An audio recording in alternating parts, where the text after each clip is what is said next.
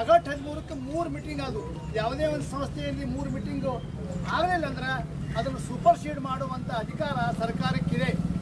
ಈ ಸಂದರ್ಭದಲ್ಲಿ ಇವತ್ತಿನ ಸಭೆ ಕರೆದಾಗ ಇವತ್ತು ಆಗಲಿಲ್ಲ ಅಂದ್ರೆ ಅವ್ರು ಗೋರಿ ಅವ್ರು ನೋಡ್ಕೊತಾರೆ ಕಾರ್ಪೊರೇಷನ್ದವ್ರು. ಇದರಲ್ಲಿ ನಾವು ಅಂಕ ಹಿಂದೆ ಸರಿಯುವುದಿಲ್ಲ.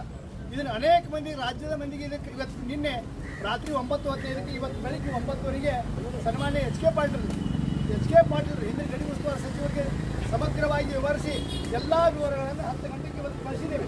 ಅವರು ವಿಧಾನಸಭೆಯಲ್ಲಿ ಶಾಸಕರು ಅದನ್ನು ಶೂನ್ಯ ವೇಳೆಯಲ್ಲಿ ಎತ್ತುವಂಥ ಎಲ್ಲ ಸಾಧ್ಯತೆ ಇದೆ. ಅವ್ರಿಗೆ ಸ್ಪಷ್ಟ ಹೇಳಿಬಿಟ್ಟು ಇದರಿಂದ ನಾವು ಸರಿದಿಲ್ಲ ಅಂತ ಹೇಳಿ. ಆದ್ದರಿಂದ ಈ ಸಂದರ್ಭದಲ್ಲಿ ಬೆಳಗಾವಿ ಪಾಲಿಕೆಯಲ್ಲಿ ಬಹುಮತ ಇರುವಂಥ ಆಡಳಿತ ಪಕ್ಷ ಇದನ್ನು ಗಂಭೀರವಾಗಿ ತಗೋಬೇಕು. ಇಲ್ಲ ಅಂದ್ರೆ ನಾವೇ ನಿನ್ನ ಸರಿದಿಲ್ಲ. ಯಾಕಂದ್ರೆ ಬಹಳ ಮಂದಿಗೆ ಇದು ರಾಜ್ಯ ಮಟ್ಟದೊಳಗೆ ಕನ್ಫ್ಯೂಸ್ ಆಗಿತ್ತು. ಇದನ್ನು ಯಾಕೆ ಮಾಡ್ತಾ ಇದ್ರೆ ಅಂತ ಅದನ್ನು ದೊಡ್ಡ ದೊಡ್ಡ ಸಾಹಿತಿಗಳಿಗೆ 2005 ಅಕ್ಟೋಬರ್ 27ಕ್ಕೆ ಬೆಳಗಾವಿ ಪಾಲಿಕೆಯಲ್ಲಿ ಬೆಳಗಾವಿ ಮಾರಾಟ ಸೇರಬೇಕಂತ ಗೊತ್ತುವಳಿ ಪಾಸ್ ಮಾಡಿದರು. ಅದನ್ನು ಮಾರಾಟ ಸರ್ಕಾರ ಸುಪ್ರೀಂ ಕೋರ್ಟ್ನೊಳಗೆ ಪೂರಕ ದಾಖಲೆಯನ್ನಾಗಿ ರೂಪೇ ಮಾಡಿದರು. ಯಾರು ಮಾರಾಟ ಸರ್ಕಾರ ಅದನ್ನು ಕೌಂಟರ್ ಮಾಡಬೇಕಾದ್ರೆ ಬೆಳಗಾವಿ ಕರ್ನಾಟಕದ ಅವಿಭಾಜ್ಯ ಅಂಗ, ಈ ನಿರ್ಣಯ ಆಗಲೇಬೇಕು ಅಂತ ಹೇಳಿ ನಾವು ಹಠ ಹಿಡಿದೀವಿ. ಅವರು ಕಾನೂನು ಅಭಿಪ್ರಾಯ ಕೇಳ್ತೀವಂತೂ ಇಲ್ಲಿ ಕೇಳಿದರು. ಆಮೇಲೆ ಮೇ 13ಕ್ಕೆ ಮೇಯರ್ ರೂಲಿಂಗ್ ಕೊಟ್ಟರು, ಸರ್ಕಾರಕ್ಕೆ ಕಳಿಸಿದರು. ಮೋಹನ್ ಕಾದ್ರಿಕೆ ಅಂತ ಸರ್ವೋನ್ನತ ನ್ಯಾಯಾಲಯದ ಹಿರಿಯ ವಕೀಲರು ಬೆಳಗಾವಿಗೆ ಬಂದು ಹೇಳಿದರು ಇದಕ್ಕೆ ಯಾವುದೇ ಕಾನೂನು ಅಡ್ಡಿ ಇಲ್ಲ ಅಂತೇಳಿ. ಅವ್ರದ್ದು ಮಾತು ಕೇಳಿಲ್ಲ. ಕೊನೆಗೆ ಜುಲೈ 13ಕ್ಕೆ ನಾವು ಗಡಿ ಆಯೋಗದ ಅಧ್ಯಕ್ಷರಾದಂಥ ಜಸ್ಟಿಸ್ ನಾಗ್ ಮೋಹನ್ ದಾಸ್ ಬರೆದಾಗ ಜುಲೈ 17ಕ್ಕೆ ಅವರು ಸ್ಪಷ್ಟ ಅಭಿಪ್ರಾಯವನ್ನು ರಾಜ್ಯ ಸರ್ಕಾರಕ್ಕೆ ಕಳಿಸಿದ್ದಾರೆ.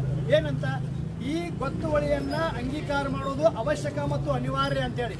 ಯಾಕಂದ್ರೆ ಸುಪ್ರೀಂ ಕೋರ್ಟ್ಗೆ ಇದನ್ನು ನಾನು ಯತೀಂದ್ರ ಅವರು ಜುಲೈ 28ಕ್ಕೆ ಬಂದಾಗ ಹೇಳಿದೆ, ಸರ್ಕಾರ ಮಾಡೋ ಕೆಲಸವನ್ನು ನಾವು ಹೋರಾಟಗಾರ ಮಾಡಕತ್ತೀವಿ ಅಂತ ಹೇಳಿದ್ವಿ. ಸುಪ್ರೀಂ ಕೋರ್ಟಿಗೆ ದಾಖಲೆಯನ್ನು ಸಲ್ಲಿಸೋದು ಯಾರು ಜವಾಬ್ದಾರಿ? ಸರ್ಕಾರ. ನೀವು ಅಲ್ಲಿ ಅಕಸ್ಮಾತ್ ಮಾರಾಟದವರು 2005 ಅಕ್ಟೋಬರ್ 27 ನಿರ್ಣಯವನ್ನು ನಮ್ಮ ಮಕ್ಕಳು ಕೆಡಿದ್ರೆ ನಿಮ್ಮ ಮುಖ ಏನೈತೆ ಅಂತ ಕೇಳಿದ್ನೆ ಯತೀಂದ್ರ ಅವರಿಗೆ. ಆದ್ರಿಂದ ಇದನ್ನು ಗೊತ್ತುವಳಿ ಪಾಸ್ ಆದಮೇಲೆ ಬೆಳಗಾವಿ 22 ಸಂಘಟನೆಗಳು ದಿಲ್ಲಿಗೆ ಹೋಗಿ ನಮ್ಮ ಕರ್ನಾಟಕದ ಕಾನೂನು ತಂಡಕ್ಕೆ ಒಪ್ಪಿಸುವಂಥ ಒಂದು ಕೆಲಸವನ್ನು ನಾವು ಮಾಡ್ತೇವೆ.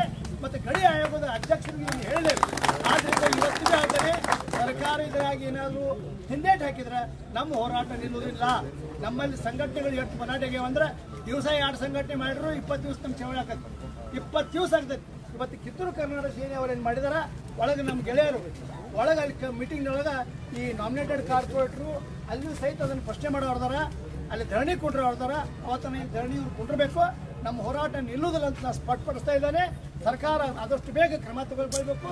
ಈ ಪಾಲಿಕೆಯನ್ನು ಸೂಪರ್ ಸೈಡ್ ಮಾಡಿ ಕಿತ್ತೋಗಿಬೇಕಂತ ಈ ಸಂದರ್ಭದಲ್ಲಿ ಒತ್ತಾಯಿಸುತ್ತಾ ಇವತ್ತು ಕಿತ್ತೂರು ಕರ್ನಾಟಕ ಸೇನೆಯ ಪದಾಧಿಕಾರಿಗಳು ಬಂದರೆ ಅವರಿಗೆ ನಾವು ಸಮಾನ ಕನ್ನಡ ಸಂಘಟನೆ ವ್ಯಕ್ತಿಯಿಂದ ನಾನು ಧನ್ಯವಾದ ಬರ್ತಿದ್ದೇನೆ. ಮುಂದಿನ ದಿನಗಳಲ್ಲಿ ಇನ್ನೂ ಉಗ್ರವಾದ ಚಳವಳಿ ಮಾಡೋಣ ಅಂತ ಹೇಳಿ ಬಯಸ್ತಾ ಇದ್ದೀನಿ. ಜೈ ಹಿಂದ್, ಜೈ ಕರ್ನಾಟಕ.